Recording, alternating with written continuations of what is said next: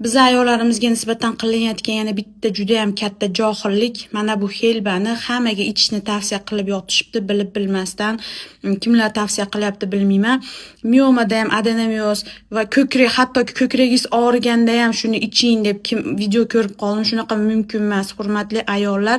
Helba juda ham tarkibida juda ham moshniy stimulyator bor, ya'ni estrogen, fitoestrogenlar bor. Bu fitoestrogenlar sizdagi yuqoridagi muammoni, ko'krak og'rig'ini, mioma, adenomioz, endometrioz kasalliklarini battar qilib beradi va sizda hattoki kровотечение, qon kelishigacha olib kelishi mumkin.